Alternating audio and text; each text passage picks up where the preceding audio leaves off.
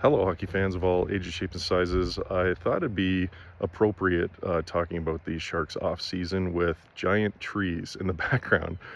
Um, Vegas model, and it goes to show that the other model of relentless pressure and forechecking and man-to-man defense of Carolina could prove to be the winner.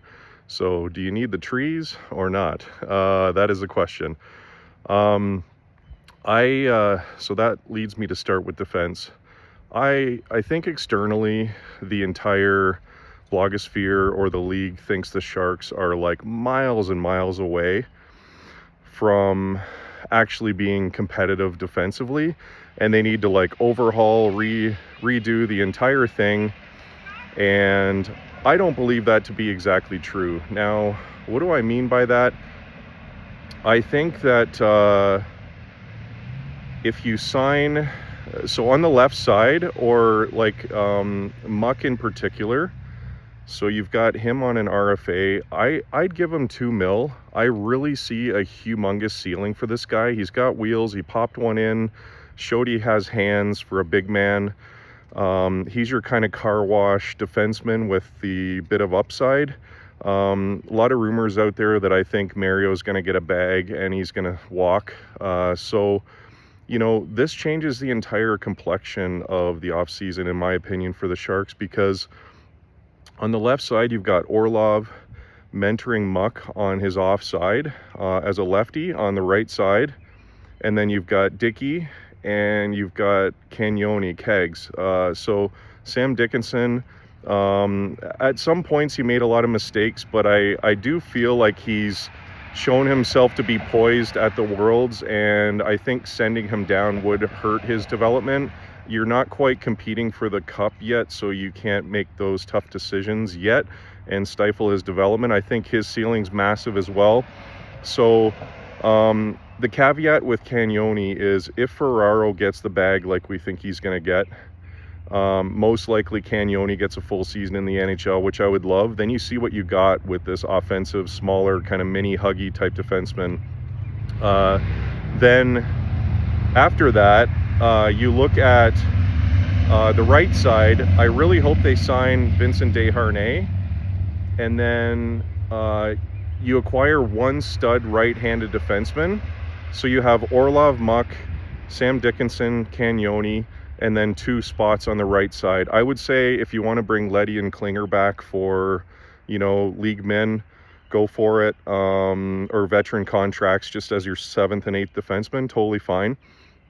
I would say the number one thing you're looking for, and you can pay a bag, like right now in San Jose's position, I think with the likely draft of Stenberg, I've said why many times. I even feel like the best defensive defenseman is Verhoff, and everybody has Reed. I think he kind of sucks at defense sometimes. If I meet you someday, hopefully you laugh and don't want to punch me in the face. But, I saw some clips and I'm just like, man, he got burnt so bad. It reminded me of like Erik Karlsson, haha. Anyways, you want a defensive defenseman like a Slavin or whatever, in my opinion, or a Tree. You don't necessarily need that game-breaking like Makar when he got injured. If you have all of your stuff at the back and your forward is more defensive minded, like your Brock Nelsons and stuff, like Colorado, for example, Nate Dogg's an animal, Kadri's an animal. So those guys are great for offensive upside. But if you don't have enough spread around in your top 6 and all that, then you're so reliant on your defensemen and you're in your end more. So the Carolina model with like full-on man-to-man. So guys like Ferraro in that, I think on a man-to-man, he's like kind of a speedy little Ferrari sometimes when he gets his wheels going and goes after guys. I think it's not the Sharks like kind of manpower or whatever. It's not the defensemen, it's the system. So I would encourage the Sharks to look at this kind of man-to-man type of defensive system, and maybe you carry that into the offensive zone or whatever. But I think Carolina has proven that this relentless pressure might prove to be the winner. Now, Couple other things in my mind along this are, I guess, do you go to the forwards? Okay, so most likely they draft Stenberg. I look at this as like, I'll just say it again in draft scenario. Look at the amount of risk. So could you see Stenberg or, crazy if Leafs passed on McKenna? I don't think that's going to happen. But you imagine having one of those two guys on your division rival in the Pacific or the West, right? If they're on like the Blackhawks or Canucks or less or so, they're going to complete rebuild, so they wouldn't bother you for probably 5 years. But can you imagine having Stenberg or McKenna in an opposite jersey in your division, like giving you stitches for a decade? Like, what are you talking about? That's insane. So, Chase Reed, yeah, he's a great puck mover. I personally have him number 3 on my list as actual like defenders because, yeah, he is the best offensive defenseman in the draft. But to me, Verhoff, then Carrolls, who plays like a snarly Duncan Keith, he's awesome too. Like somebody called him a psycho at the draft, which I think is hilarious.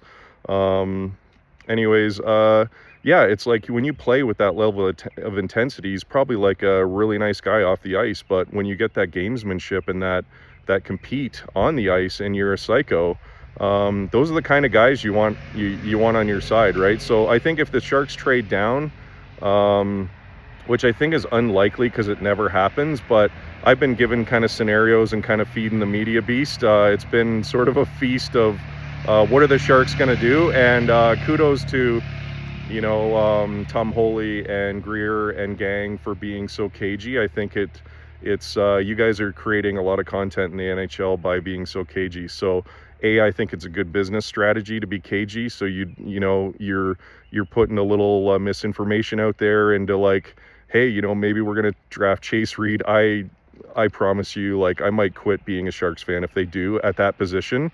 I mean, if they trade down to like 3, 4, 5, and then they draft Reed again with getting a player like a blockbuster deal for the second pick, hey, why not? I'm comfortable with that all day long. But you cannot pass up Stenberg or McKenna if you got the hockey gods putting you in the second spot. So that's my rant for that. Now, so the top 6 is going to be filled out really nicely for the Sharks, right? And I look at, so this Delandry is signing. It's a culture fit for the organization. If, like, I follow the Sharks enough to know, even in their social media and watching the guys go to games, like Delandry is often hanging out with Smitty and Mac. So I think they're buds, and they talked about the whole mattress tornado, the room, kind of getting back like the hockey pranks, which I love. They talked about Delhi being kind of the victim, and he's victimized them in the past with some funny stuff. So I think he's a culture fit for them and also a defensive signing from a risk management standpoint, because he can slot in your 3 or 4C, absolutely. And in November, when he was awesome, they were kicking ass, and taking names in the entire league in November. So, which leads me to the third line. Okay, so your top 6 is like, Stenberg, Celebrini, Smith, and then Misa left wing, Wenberg, and Graf, or there's so many options here. Eki, Wenberg, and Graf, etc. Graf is amazing, and I hope they sign him to an Eki-like deal. I don't really want to go long-term with this guy. I agree with, who was it that was saying that? Maybe it was Professor Hockey. Anyways, they said that, it is kind of risky, and I do agree that you want to see what you've got with Graf, but he is such a Tetris block or whatever that you can kind of piece him in anywhere in the lineup, and he just seems to thrive. So he's like a glue guy, in my opinion, like a Wenberg. So this Wenberg signing to me was genius, in that why. So the last remaining pieces of the Timo Meier trade, the Sharks, and I came up with like a little bit of a theory too, is that when you trade a prime player like Zetz for a prospect, or whatnot, you kind of like, you move back through, you push your window 3 years forward, which I think Greer and team saw, okay, like when these guys mature, our window's probably opening up like 3-4 years from now, back a couple years ago when they drafted Celebrini. And now it's like 2 years. So they got 2 years for their window to open wide up, in my opinion. So this year is kind of like house money. The hockey gods gave you some fun. Just go with it and have some fun. Now, that's why I would draft Stenberg, because on an ELC you got 3 years. With Misa, a critical piece, and when Greer when they had him on and it was like, hey, it's like the second overall, Greer's like, oh my God, like what am I going to do with all this cap money to sign all these superstars that we're getting in the top 5? So it was kind of funny, his reaction. It said a lot, actually, that in the case of like, this is an embarrassment of riches, and the league knows it now. So for the Misa question, you got 2 more years to see, what do you have in this guy? Is this guy like a Patrick Kane or, McDavid kind of superstar of the future, or does he slot into second C? And does he become trade bait if you go big game hunting with Matthews or McDavid, inevitably when their contracts are coming due in 2 years? And I really like Michael Misa as a person, as a human being. The Schaefer draft, if you go back, if there was a timeline fork in history, the Schaefer, I think that's the Sharks rebuild is kind of a lot different, right? With Celebrini and then Schaefer on the back end. And then maybe in a few years, you're like, what do we do with Dickey or Schaefer, right? Because those two guys are kind of the same. So I think the hockey gods gave us what we're meant to have.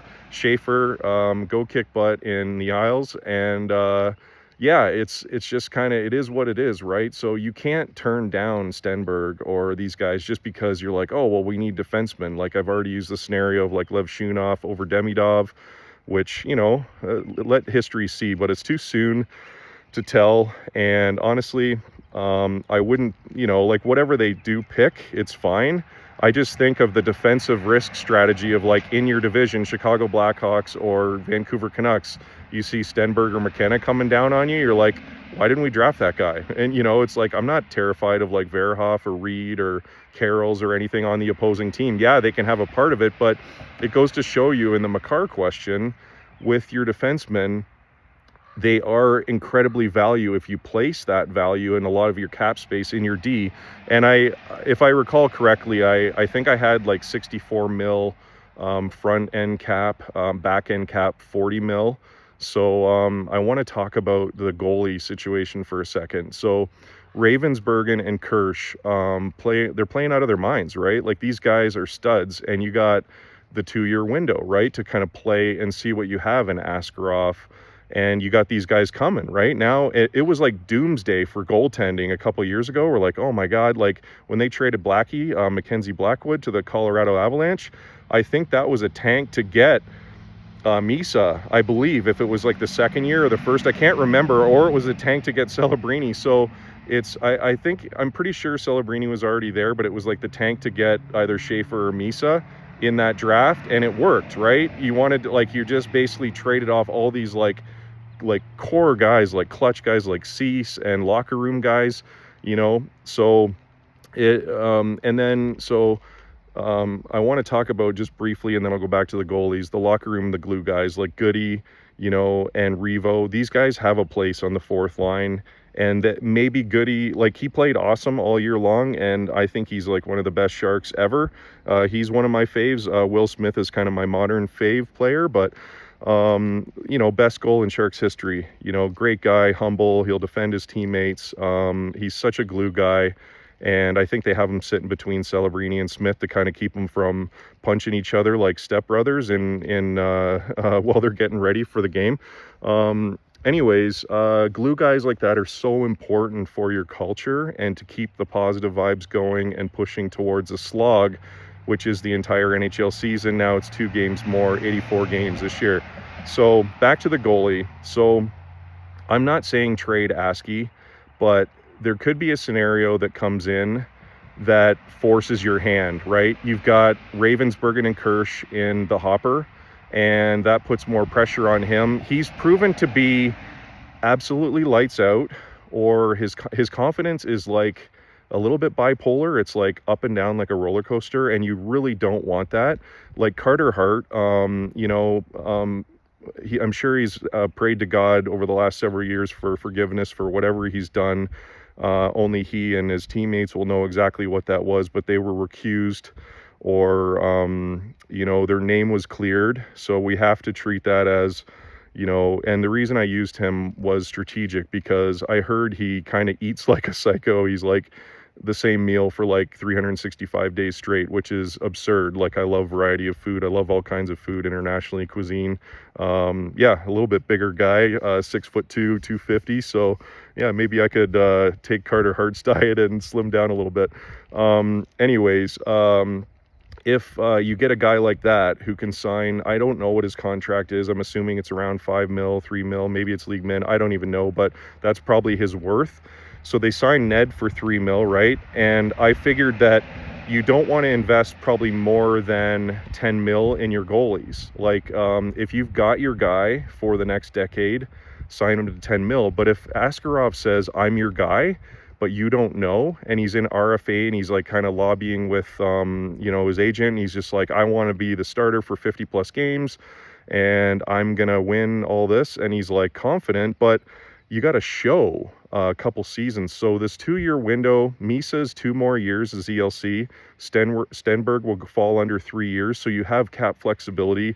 I think Macklin, I really hope that, I thought the number might be 12.5 before the Olympics. I think they're probably going to sign Macklin for like 17.71, his Olympic jersey number, and his team number in San Jose, his team sweater jersey number. I thought that'd be kind of a cool Sid Crosby-esque, roughly 15 to 18% of the cap, and lock them down for 8 years. The cap's going up. You're just like, I've heard of these bridge deals for 15. I'm like, you know what? Just give him the bag. Make him the highest paid player in the NHL, and he deserves it. And just say, you're our guy. You're going to win us a Stanley Cup, like hell or high water. So, and then Smith, there's arguably, he's my favorite player, so I'm a bit subjective here. It's just like, and I don't know how the team sees him fitting in. But if he is your right wing and your Kucherov kind of guy, like I've seen some people underestimate Smith, and this is pretty objective.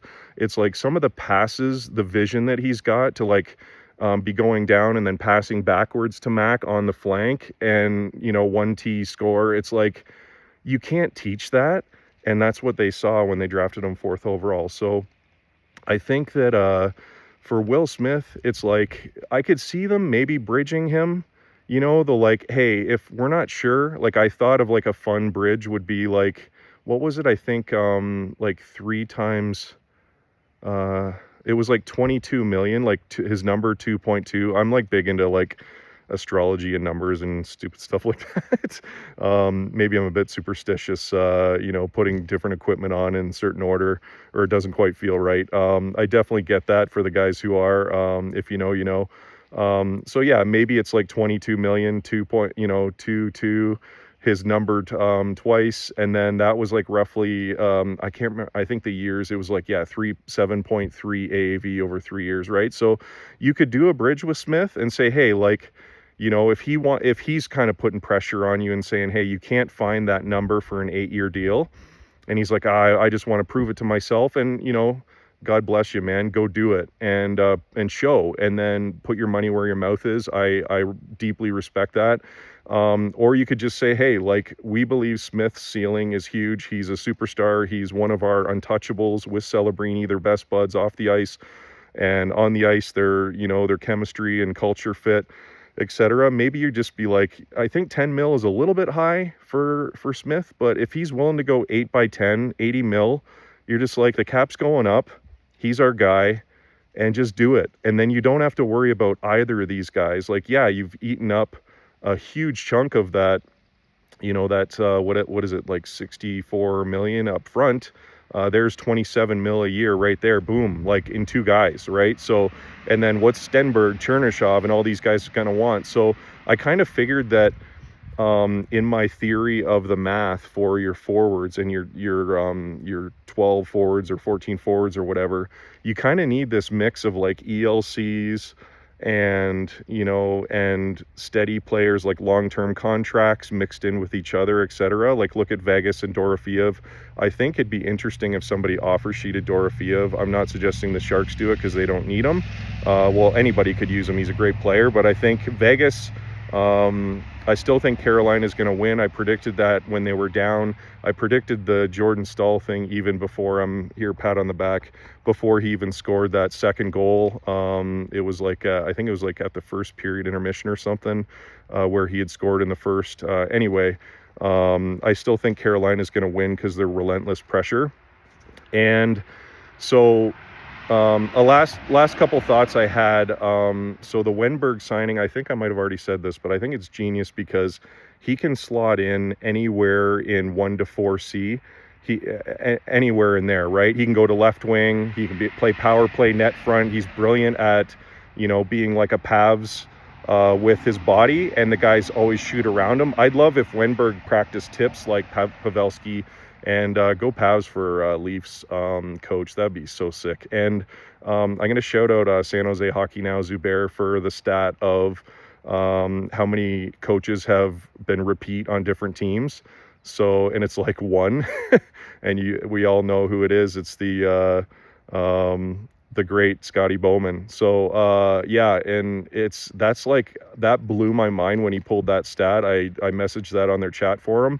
Anyways, so Pavs, he's not won a Stanley Cup yet as a player, and so maybe that's not cursing him possibly winning a cup as the Leafs. Anyway, you know, even if their plan is to be like, hey, Pavs, you're in, and maybe this David Carl, you're in, you guys might be the head coach or you might be the assistant coach. Are you okay with that?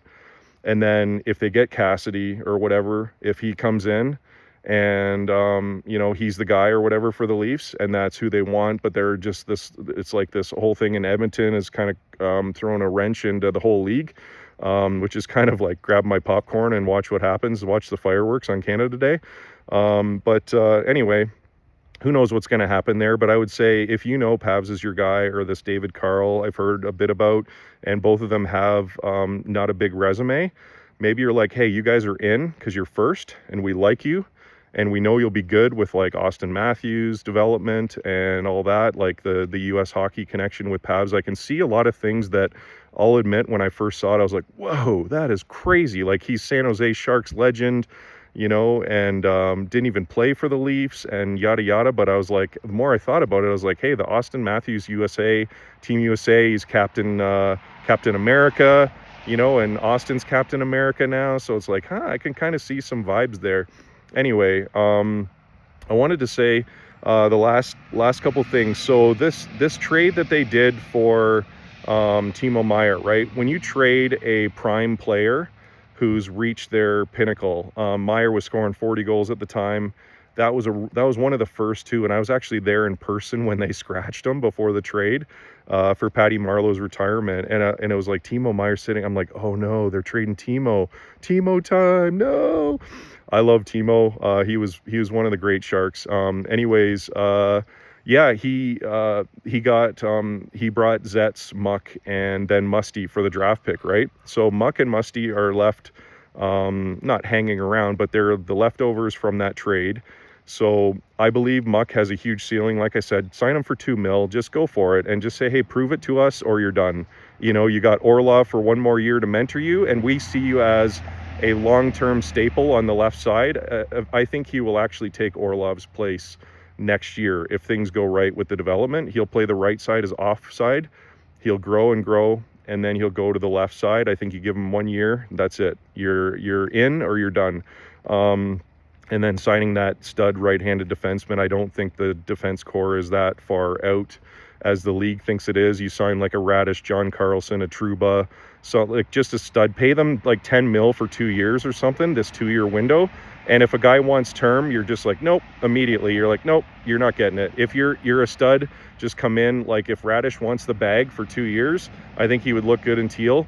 20 mil, 10 mil each. Other players might be jealous that have signed a little bit longer deals, but you gotta be like, hey, right-handed defensemen are unicorns in the league, and you're paying for mostly that, right? So Anyways, when they traded Timo Time, they pushed their window forward 5 years by getting prospects and whatnot, because Musty I think he's gonna be a team, unless he's trade bait for some other big deal they got going, which could be possible, if he doesn't make it in time, right? So he's got a challenge, and I really think it's smart for them to keep marinating Beasted and Musty, in the minors all of last year, no looks. But this year, you got to see what you got in these guys. So the last thing I wanted to comment on was, so I touched on the Dellandrea being like a culture fit and kind of, that signing for defensive risk management, right? If you can't, so this is where I'm going with this. And this goes to the Stanley Cup final, and then I should wrap this up. It's a long episode. The Stanley Cup final, the third line, I've always said this, and my hockey theory, my hockey brain just goes to, like, the third line is the most important. So look at Carolina, right? Taylor Hall, first overall draft pick. And I think, what does he make? Like 6-7 mil a year?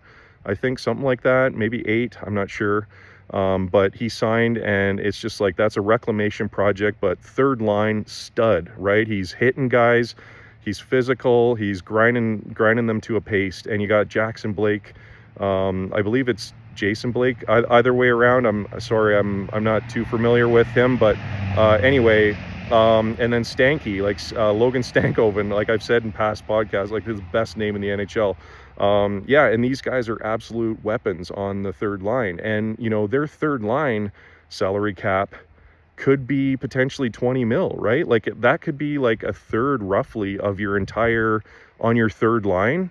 And it just goes to show, I'm so happy for Svechnikov and Aho to get on the board, but it goes to show when teams are in the Stanley Cup final and you're doing this cancel out ritual, right? Where Stahl is canceling out Eichel, and so-and-so is canceling out Marner and Karlsson, right? And I want to say Karlsson going down, that might have lost and I mentioned this not knowing what would happen, but I said it feels like the wheels are going to fall off with Vegas, just with their heavy style. It's just the attrition, McNabb's got the bird cage and all that, and they're just beating each other up.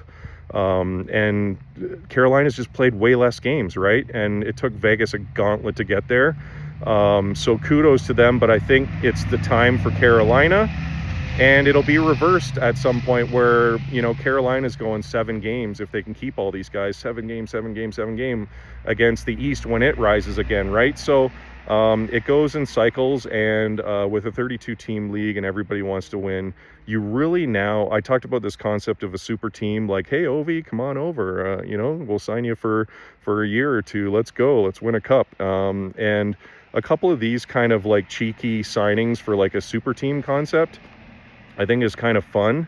And if you say as an organization, like, you got your guy, like I mentioned in the past, Celebrini, Smith, all these guys, these two came in at the same time, I would try to sign them both for 8 times whatever at the same time, lock them in. They don't have to think about money ever again. They're rich as whatever, they live in Jumbo's neighborhood, probably build houses next door like Step Brothers, etc. It'd be hilarious. But just back to this third line thing for the Sharks. This is, to me, the one right-handed defenseman. And then the caveat there is Polkamp. You've got him in waiting. And I think he should spend an entire season in the AHL and maybe get call-ups if there's injuries or whatever. But with him, I think he's the guy in waiting if they can't find the stud right-handed. And he might be a future stud, but we don't know what's in him yet. So grab a guy, like I said, Radish, John Karlsson, Trouba, whatever. Like, some of these teams that can't hold on, they're at their cap limit. We're kind of coming out of the rebuild and we've got cap space galore. Not that you want to spend it galore on long-term deals, but this two-year window is so crucial and important, because I think eventually you're going to be faced with decisions on, what do we do with Stenberg or Misa or Eki or Chernyshov or Musty or Beasted, if they don't kind of fit the picture, and give this all a 2-year picture and sign a stud righty and beef up your third line. So whatever that looks like, I personally love Kurashev. Like, when he jarred one against Colorado and they won in overtime, that was, I believe, in November. This guy's got finishing touches. And I really want to see Ostapchuk get more reps on the third line, and people be like, oh, well, what happens to Wenberg? I think he's kind of in between second and third line until Misa, like he could go second line with like Misa and Eki on the wings, opposite wings, or Graf or whatever. And the thing about centers is having center depth. The William Karlsson thing, just touching on that briefly, he goes down and then Vegas is toast, right? The Sharks, if they can manage to keep Bjugstad and Ostapchuk and Misa and Will Smith, and like they've got centers out the wazoo. So I think that is hugely critical for your depth when it comes to attrition in playoffs. And there's going to be obvious injuries, right, to guys, and guys will be ailing and hurting and just crawling over the finish line. So the third line, the most important line that you've got. And this whole trading Timo Meier for like the 5-year push forward, and then trading Zetz for like pushing your window to 3 years. It was like a couple years later. So it's like whatever that started, 5 years, we're almost there. And that's kind of that 2-year, show me window for Askey, for Misa, for, Stenberg, for, I really want Kirsch and Regenda, 2 Olympians. I think they were crucial, and put those guys on the third line. And even if you got to pay them both like more than what you want, and Graf more than what you want, Graf is like if you have this stud third line, I think it's like being a shout out to the military veterans. Love you guys. I never was one. I'm not going to claim false. What is it called? Stolen valor.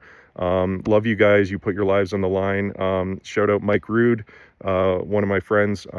Anyways, I just want to say that the guys on the third line are the veterans, and the fourth line, they go to war for you, and you got to treat them like gold. And obviously the celebrity goes to your top 6, goals, assists, cookies, all that stuff, num num num.